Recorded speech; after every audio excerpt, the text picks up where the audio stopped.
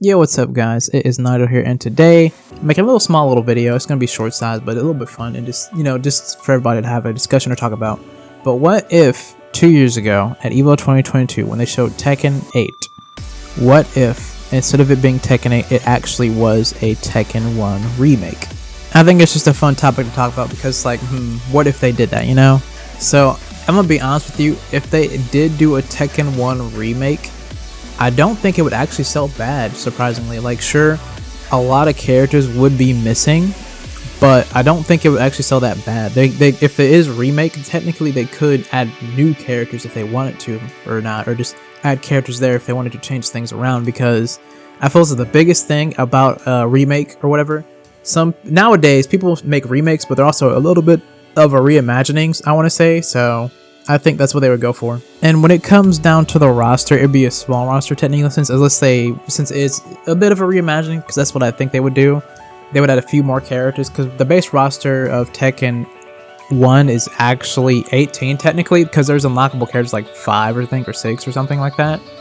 So it actually is a decent chunk of a roster. It would be technically bigger than Street Fighter 5 and I think 6, I believe. I could be wrong there, but it's actually 18 characters fighting game, 3D fighting. It's a decent roster. So I think if anything, if they don't make a big roster, they could focus on the graphics a bit more. Because I remember Harada telling me, I'm like, man, I wish Tekken 8 was a little bit more pretty. We could have did a bit more. Even though the game's amazing looking, they could have went forward. So I think Tekken 1 remake actually would look prettier than Tekken 8, which is kind of crazy to think about, because if they have a short roster, they can really focus on gameplay and graphics mainly, I feel as if. So that's actually a cool thing to think about now, if they did do that. But that's what I would say would be for the roster. 18 characters, maybe 20 to 22 or something like that, if they wanted to add brand new characters or something like that. But I personally think they would stick with 18, like just the default ones, and obviously, I don't think they would have unlockable characters, because no one does that anymore, which is kind of a shame, honestly. I think they should do that now, but I guess you kind of have to tell, like, hey, there's this amount of characters in the game, so you can have a secret character or something like that, which is unfortunate, but I think it'd be cool if they, video games did that again, but, well, I think some do, but not all. Either way, though, I do think there is a chance that they would actually still add heat if it was even the Tekken 1 remake, because it'd just be a new gimmick overall to play with, and then if they do make Tekken 8 after this game or something like that, they can play around with it more, make it even better, or re-enhance it or something, or just give Tekken 8 a new mechanic entirely, just to test it out, see if people liked it or not. So them adding it to this game doesn't sound actually like a bad idea, because it's like, let's see if this works out for this one, you know what I'm saying? So I don't think in the realm of possibilities that Tekken 1 remake would not have it. I actually do not. I think it would, to be more accessible to newer players and have cool flashy stuff still. Now, when it comes to like making the Tekken 1 story mode, Tekken 1 stories were pretty basic, bare minimum. You didn't know what's going on unless you like read the manual type of deal. Not manual, but like stuff in the back or whatever. So it's like you don't really know what's fully going on for every character.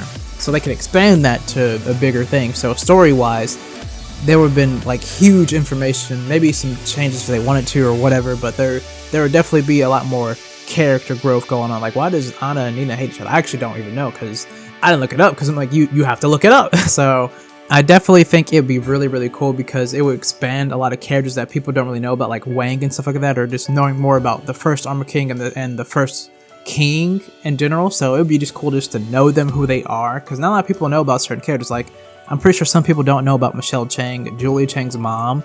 They could expand upon this even further, you know what I'm saying? So I think it would be really, really cool, story-wise. Like, there's a lot to work there, and it'd be more grounded technically, because in a sense, Tekken 1 is grounded. Like, Devil is still in the game, so it's like, oh, the big thing technically, but that would be just it. Everything else is pretty much grounded. Like, nothing super extra crazy yet, until like I think that gets crazier in like a Tekken, I want to say 5 or maybe 6. Like, they kind of got crazy around that edge. I want to say like 5's somewhat still grounded, but 6 is pretty insane. Like, World War 3 happens, dude. So yeah, either way, I'm saying Tekken 1 remake would be very much grounded, because it would just be the original stuff, like the OG. So it's just fighting. Like, the only crazy thing is literally Devil. That's pretty much it, and the talking bear. But that's about it, dude. So yeah, I think story mode would be pretty cool, and just learning about the character, stuff like that.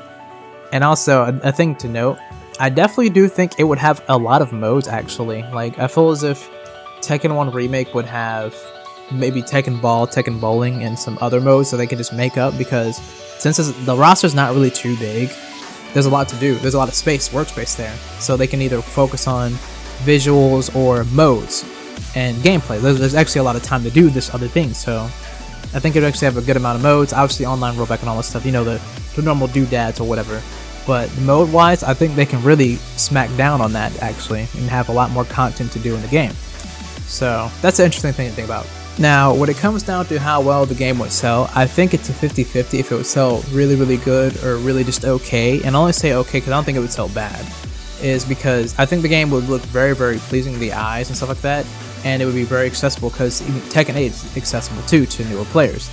But the thing is that I think could be potentially a problem is that the roster is somewhat small, and there's a lot of like characters to work with and during the time of Tekken 1 per se. So I wouldn't know how that necessarily will work against people, how they feel like, man, my character's not here, this character's not here, I'm mad, you know how the people are, fighting game people are. Everybody's mad.